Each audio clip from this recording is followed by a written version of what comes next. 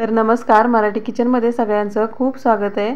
तर मी आज बनवते झटपट झणझणीत असा बांगड्याचा रस्सा, माशाचं कालवण। तर इथं 5 बांगडे घेतलेत आणि स्वच्छ असे धुवून घेतलेले आहेत। आणि आता त्यासाठी लागणारा मसाला, तर मसाल्यामध्ये नाही इथं मी लसूण घेतला आहे भरपूर, आलं घेतलेलं आहे, सुकं खोबरं घेतलं आहे, कांदा घेतला आहे आणि कोथिंबीर घेतली आहे।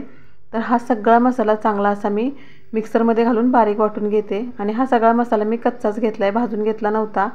आता कढईमध्ये मी इथं तेल गरम करायला ठेवलं आहे। तेल गरम झाल्यावर हा सगळा मसाला घातला आणि हा सगळा मसाला आता चांगला तेल सुटेपर्यंत मी भाजून घेणार आहे। तर आता मसाला चांगला भाजला आहे। आता ह्याच्यामध्ये घरचा कांदा लसूण मसाला घातला आहे, म्हणजे जे नेहमी तिखट कालवणासाठी वापरतात तेच घातलेलं आहे।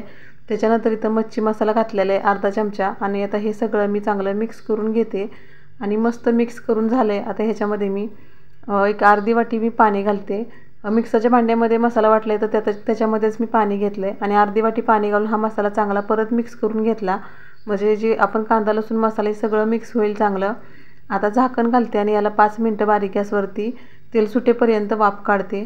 आता इथं बघू शकता मसाला चांगला भाजला आहे, म्हणजे चांगलं तेल सुटलेलं आहे मसाल्याला आणि मसाला मस्त असा तयार झाला आहे, वास पण मस्त सुटलेला आहे। आता ह्याच्यामध्ये आवश्यकतेनुसार पाणी, तर मला ही मस्त अशी भाकरीसोबत खायची आहे, त्याच्यासाठी मी थोडंसं इथं पातळ असं माशाचं कालवण बनवणार आहे। तर तुमच्या आवडीनुसार कमी जास्त इथं पाणी घालू शकता। चपाती सोबत खायचं म्हटलं तर थोडंसं हा दाटसरच ठेवायचा। आता चवीनुसार मीठ घातलेलं आहे। आता ह्याच्यावरती झाकण घालते आणि उकळी येऊन देते। आता कालवणाला चांगली उकळी आली। आता ह्याच्यामध्ये जे मासे स्वच्छ करून ठेवलेत हे मासे सोडून घेते आणि मासे शिजायला अजिबात वेळ लागत नाही, जेव्हा उकळी येईल तेव्हाच मासे सोडून घ्यायचे। तर सर्व मासे या कालवणामध्ये मी सोडून घेतलेले आहेत, तर बघू शकता। आणि आता व्यवस्थित इथं जराशे हलवून घेते, मिक्स करून घेते। म्हणजे आता इथं मिक्स करून झाल्यावर एक 6 ते 7 मिनटंच फक्त मध्यम गॅसवरती याला उकळी आणून द्यायची। खूप जास्त उकळलं तर मासे सगळे विरघळी जातील ह्या रश्श्यामध्ये, त्यासाठी तर एक 5 मिनटाची उकळी काढून घेऊया।